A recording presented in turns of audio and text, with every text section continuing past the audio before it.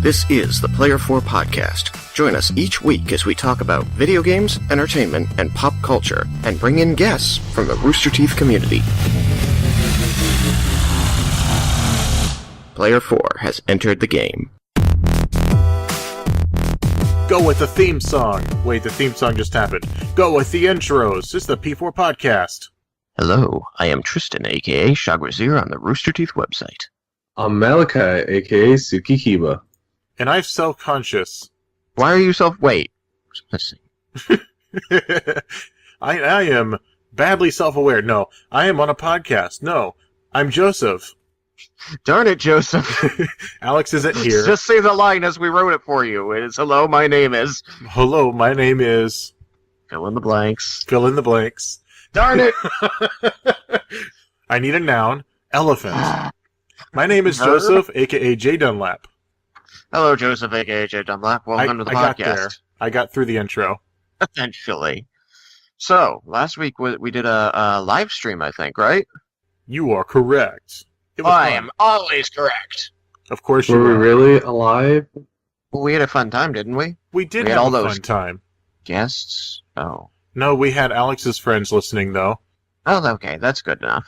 Yeah, I remember Alex was saying that his friends were laughing at the whole OG White thing, and I was like, have them listen, and then he did.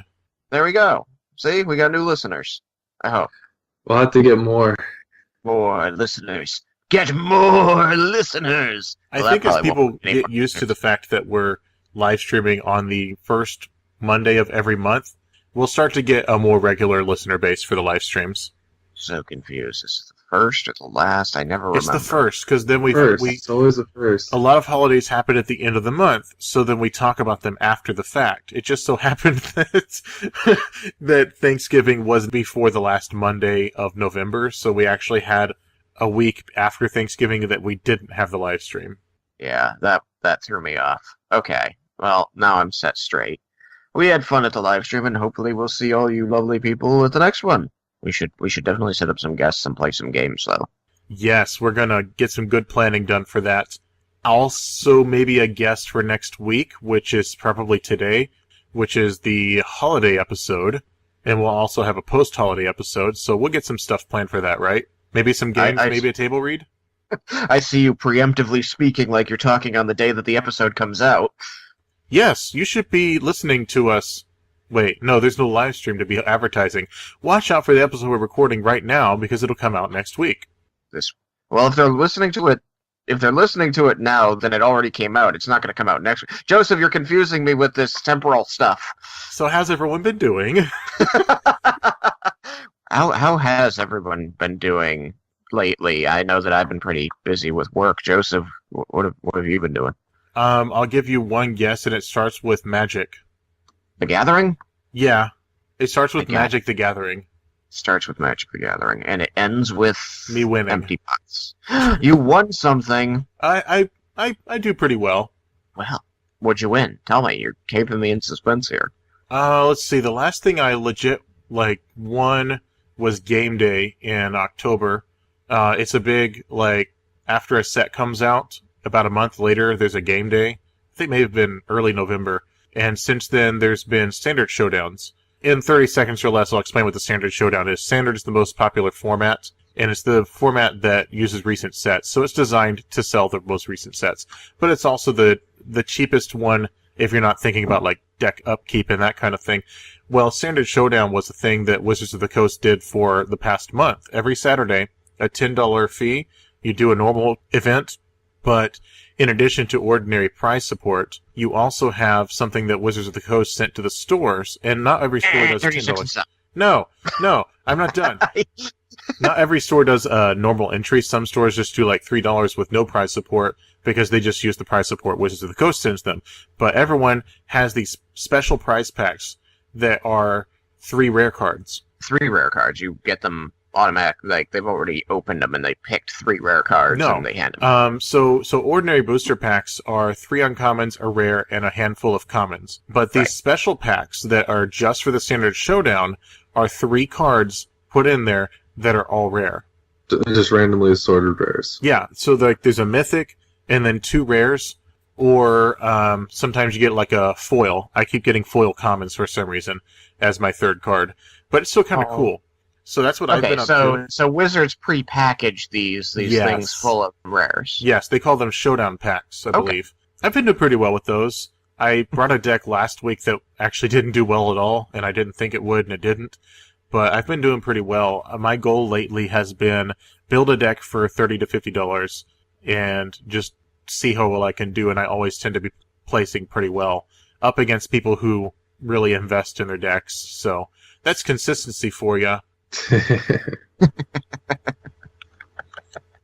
When you can bring a $25 deck and beat a $300 deck. Then it comes down to drawing?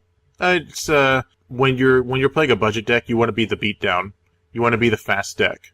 If you're playing a slow deck, you've got to invest in more haymakers, if you will. Bigger cards. They do bigger things. And that's the expensive cards. Okay. Big, expensive, scary cards that make, lanterns. Sure.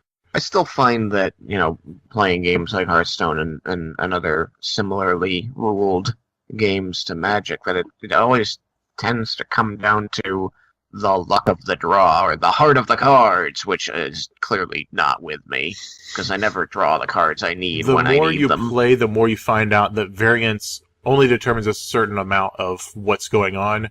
The first decision, possibly the most important one, is what deck you play and what cards you put in it.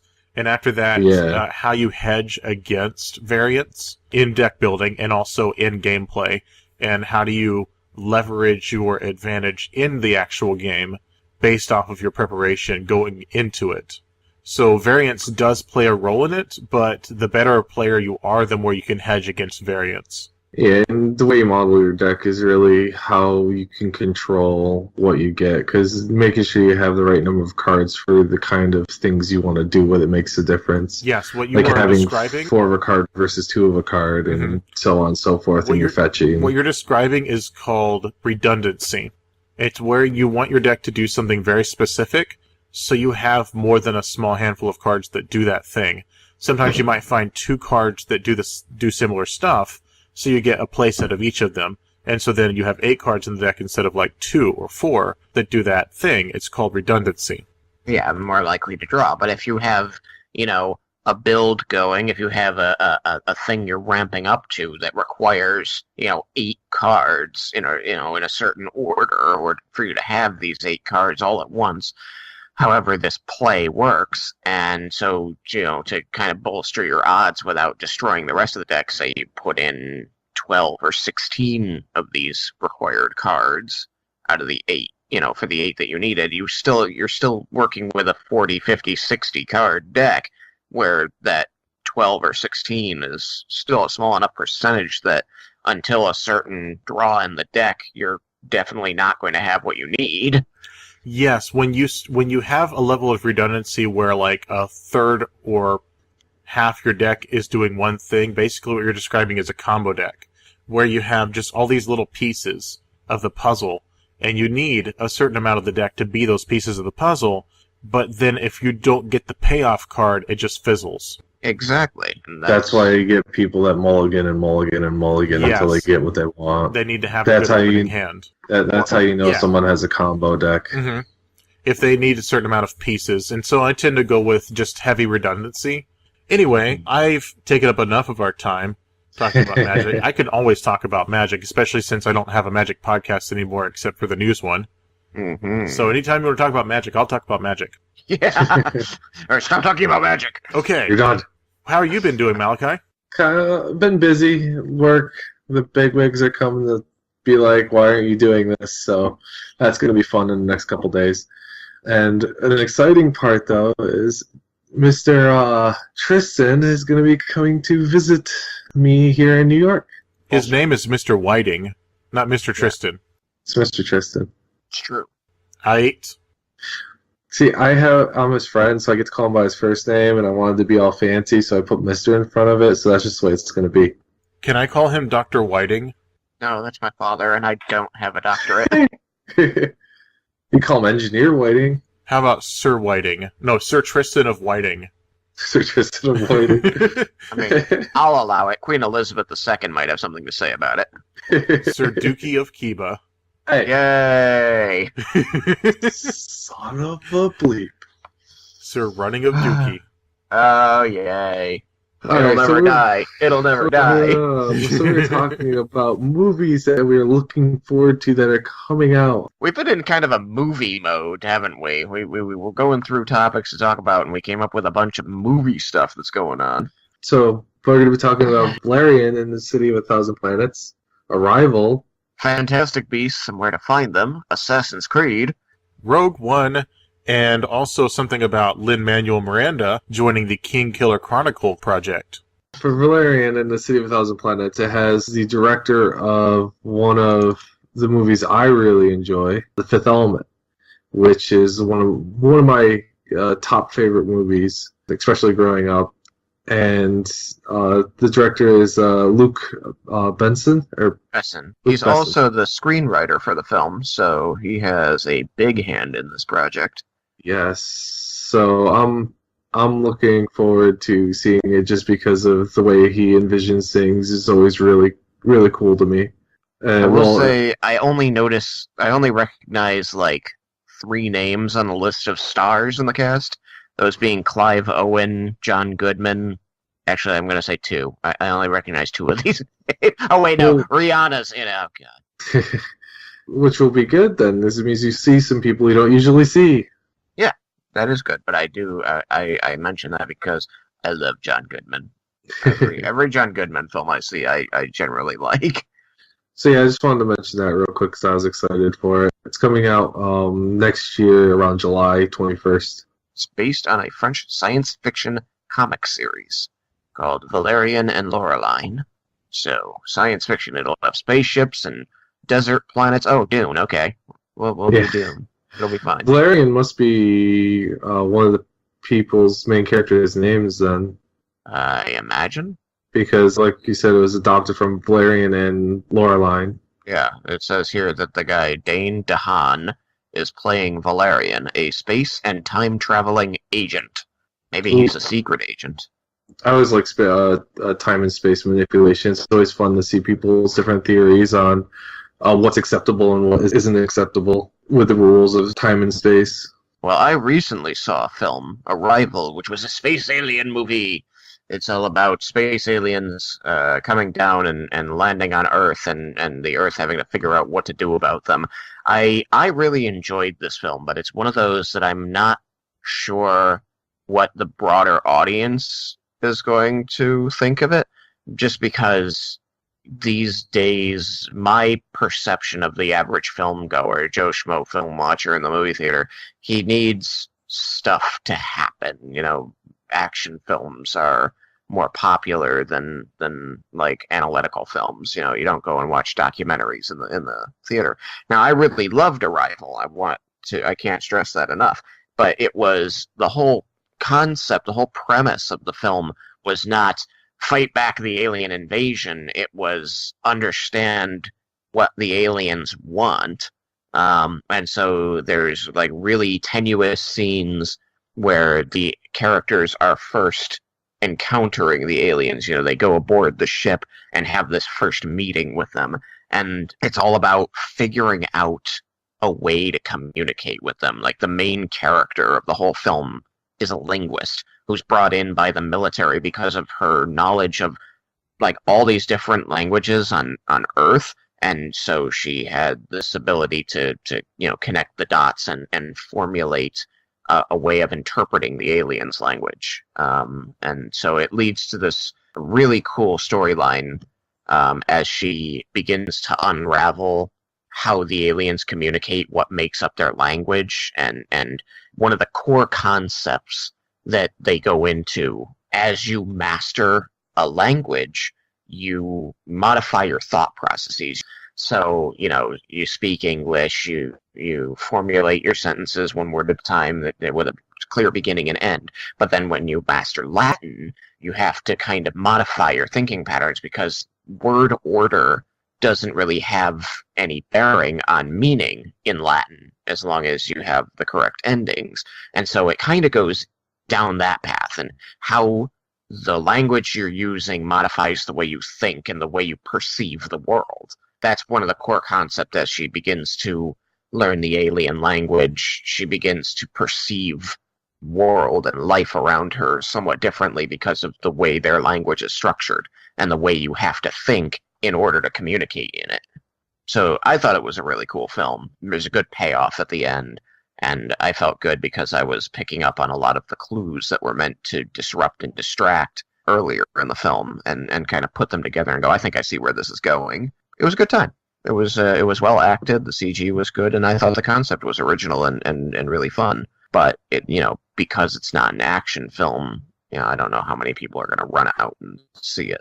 It's more of an intellectual movie and just telling a story. Yeah, I mean, I wouldn't even say that it's not super heady. It's just super heady by comparison to what you usually see in the movie theater. That's my endorsement. It was really good, and if you enjoy a somewhat intellectual journey, it's great. It really is. 2 thumbsticks up. 2 thumbsticks way up. And speaking of films that, what makes people go to the movie theater, I think Malachi and I both saw this next film, Fantastic Beasts and Where to Find Them, out of the Harry Potter series. The Harry Potter universe. Yes, well, it was still written by Rowling. It makes references to characters and plots lines that are discussed in the primary book series.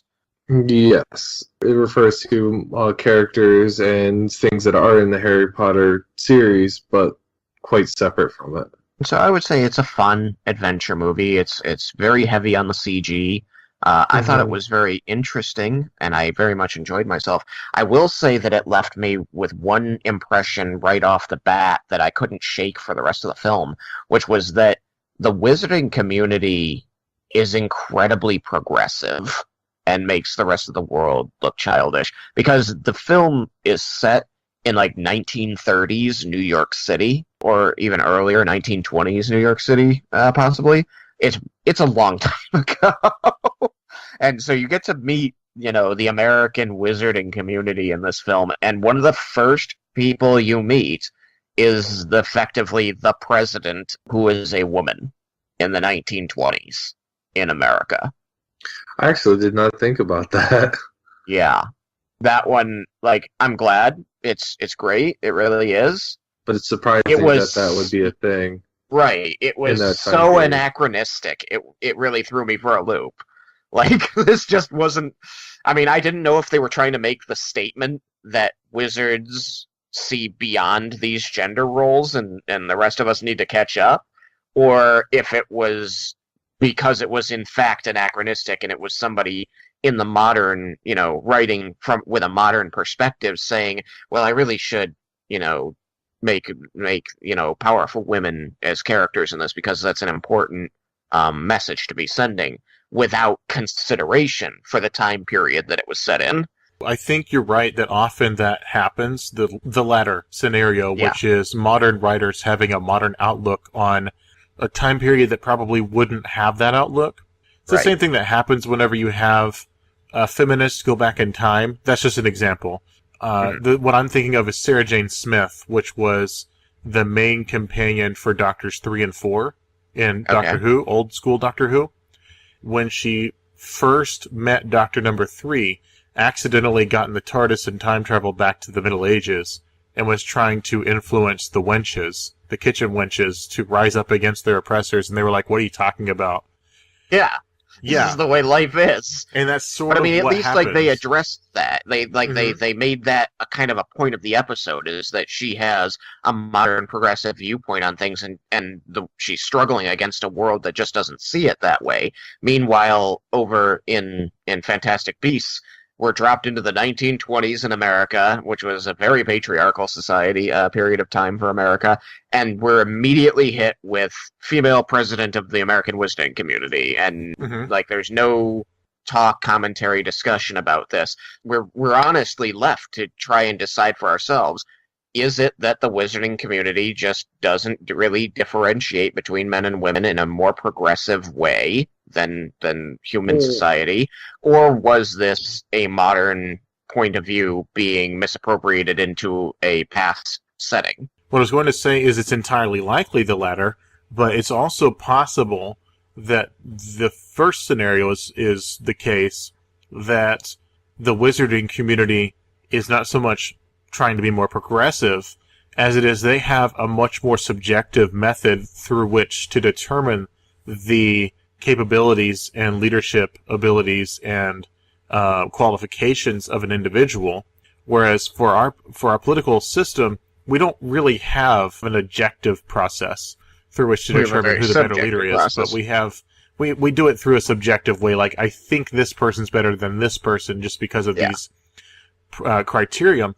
But when you're choosing the president of a wizarding community, there's ways to know who the better wizard is. It could also be just the fact that also just to show the difference between when that era was modern and the difference between the wizarding community. Because you got to remember, the whole thing with the Fantastic Beasts was secrecy.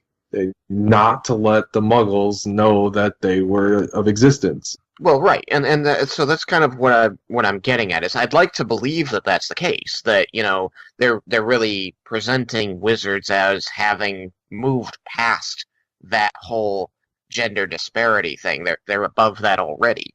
I'd like to believe that that is the case, that they are just a more progressive community, not because they're trying to be progressive, but because they honestly just don't see a difference in ability between men and women, which is how the world really should view everything anyway. That's what I'd like to believe. It's just there's no confirmation or denial of that. So you are left as the viewer to kind of decide for yourself if it was A or B.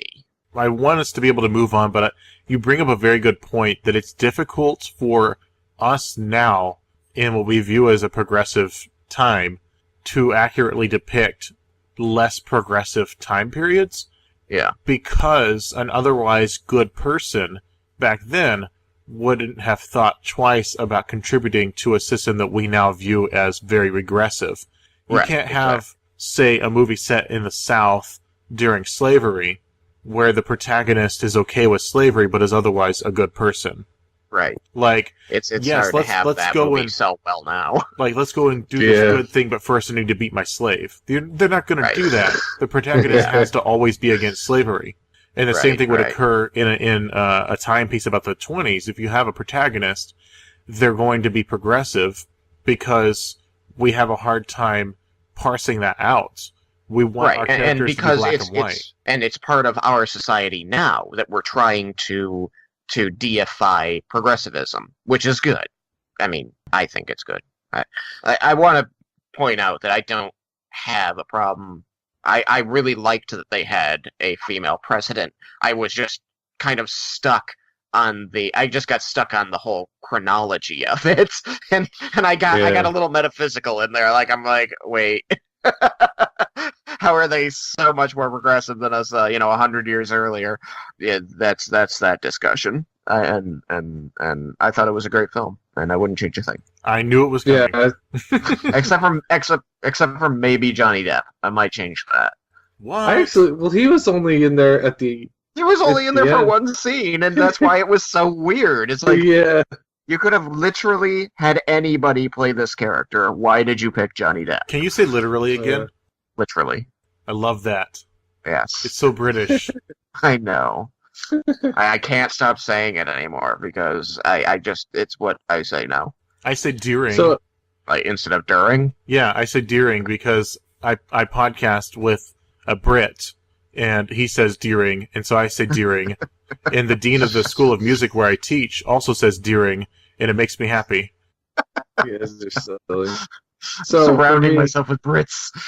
So for me, I really enjoyed the movie also. I did like the things they mentioned. I mixed up two characters from the Harry Potter series. It is actually quite a bit because the book that the main character writes is actually a book Harry uses in school. Yes. So this is the Agent Carter of the Harry Potter universe.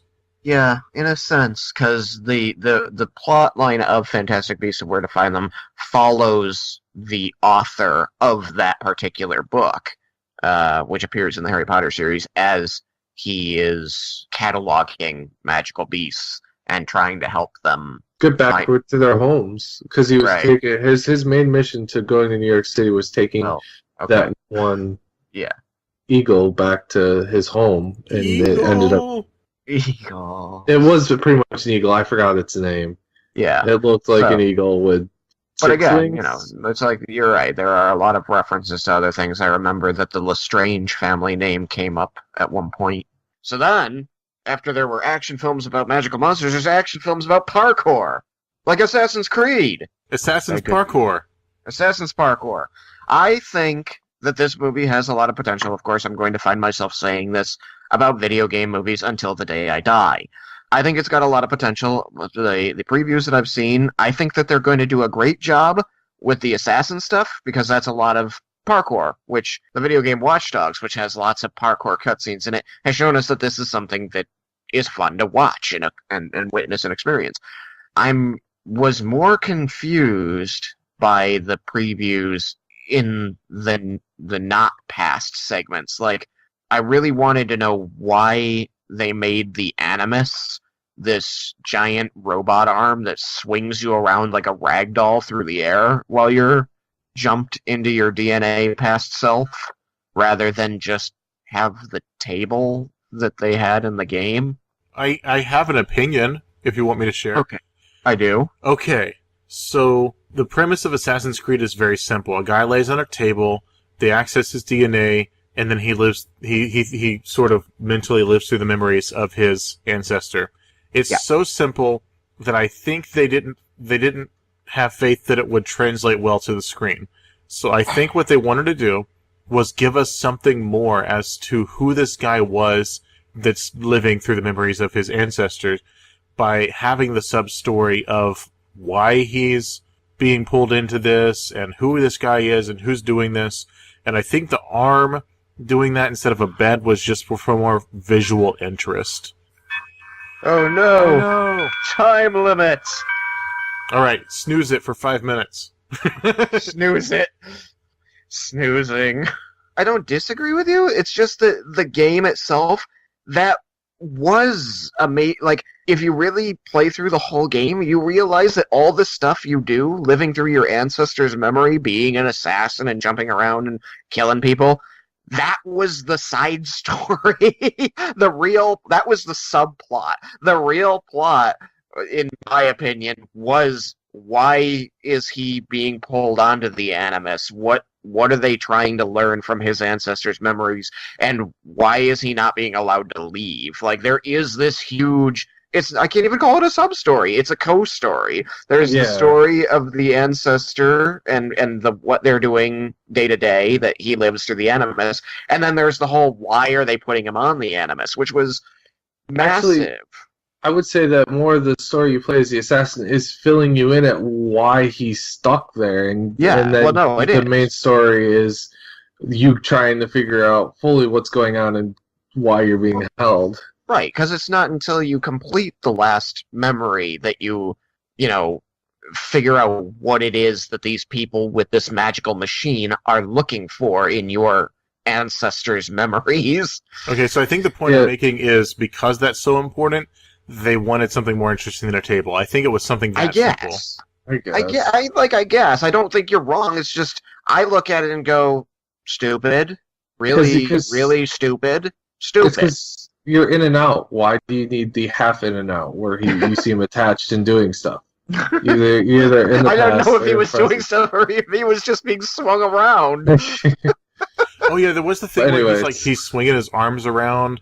It's like, was he doing VR? What was that? Maybe that's it. Maybe you're right. Maybe it's not a cerebral experience anymore, and maybe the arm is requisite because he actually needs, his body has to move in the same way that he's moving inside the memory. Maybe that's the reason. It's still like, it was just a table before, and there was nothing wrong with that. This like big all Matrix swingy style instead of VR?